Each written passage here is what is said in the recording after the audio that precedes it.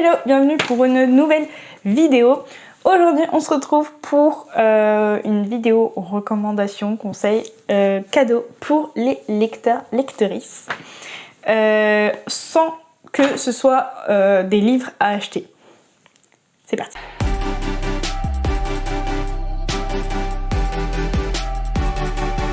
Je vais vous faire une petite liste non exhaustive de cadeaux que vous pouvez offrir à un lecteur ou une lectrice sans passer par l'épreuve difficile de est-ce qu'il a ce livre ou pas, ou est-ce qu'il va l'aimer.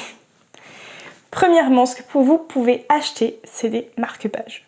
Vous en avez en bois, vous en avez en résine, vous en avez en métal, des petits signets magnétiques qui se clips au-dessus des pages. Vous avez une infinité de marque-pages créés par des petits créateurs qui sont ultra sympas et en général, nous les lecteurs, on est assez collectionneurs là-dessus. Autre chose que vous pouvez offrir à un lecteur ou une lectrice qui est super pratique, c'est une petite lampe de lecture qui se clipse sur le livre. Ça permet de lire plus facilement le soir dans le lit. C'est très pratique. Moi j'en ai pas, mais franchement je conseille. C'est un petit objet gadget qui est super pratique au final. Objet gadget, mais plutôt déco cette fois, c'est les serre-livres. Vous pouvez en trouver des super sympas.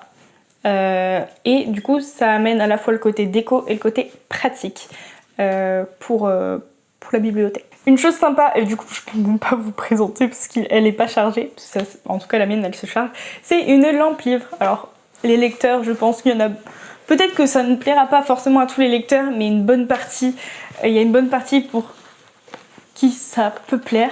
Voilà, c'est une lampe tout simplement qui s'ouvre et qui simule un livre et en même temps fait de la lumière. C'est pas la grosse lampe de malade qui va faire beaucoup de lumière. Par contre, pour les petites soirées lecture, c'est une petite lumière cosy qui est sympa. Ensuite, autre chose très pratique, vous pouvez leur acheter des pochettes à livres. En général, on est beaucoup à trimballer un livre un peu partout. Le problème, c'est qu'un livre, ça s'abîme hyper facilement.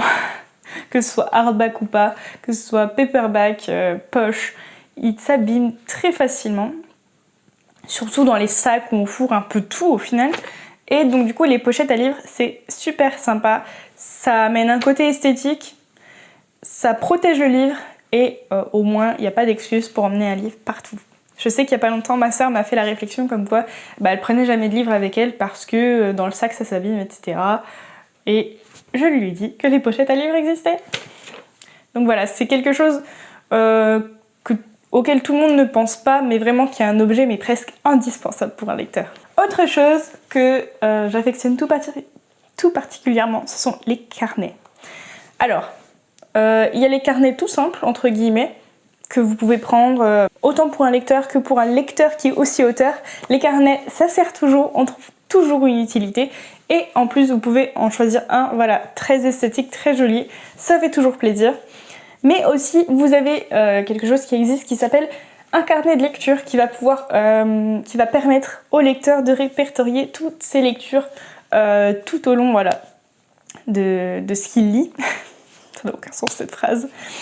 Et c'est très pratique, donc si vous avez un proche, une proche qui est du genre un peu à aimer répertorier ce qu'il lit et il essaie des petites notes, des petits commentaires, un carnet de lecture c'est parfait. Et vous en avez plein de sympas aussi chez des créateurs Etsy, des choses comme ça, vraiment je conseille beaucoup. Une autre chose qui change un peu et là qui n'est pas un objet pratique ou quoi que ce soit, c'est le jeu de Audrey de la chaîne Le Souffle des mots, c'est tu joues ou tu lis. Alors là, à offrir plutôt à un lecteur qui connaît d'autres lecteurs puisque ça se joue vraiment entre lecteurs. C'est un petit jeu très sympa qui est composé de petits jeux, de petits défis, de petites questions, de connaissances sur les livres. Vraiment, je vous mets sa vidéo où elle le teste avec d'autres youtubeuses. Il est vachement sympa. Et enfin, mais plus classique vraiment, vous pouvez tout simplement offrir un bon d'achat, mais c'est vrai que c'est moins personnalisé et souvent ça fait toujours aussi plaisir, mais du coup quand on veut vraiment faire un cadeau plus personnalisé à la personne, c'est pas forcément le plus adapté.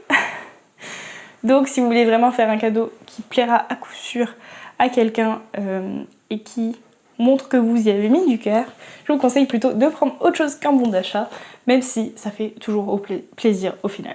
Voilà donc pour cette vidéo. Je vous ai présenté les quelques idées que j'ai trouvées, que j'ai eues pour offrir à un lecteur ou une lectrice. N'hésitez pas en commentaire si vous avez d'autres idées pour rallonger cette liste. En attendant, je vous fais des bisous. Je vous souhaite de bonnes lectures. Ciao!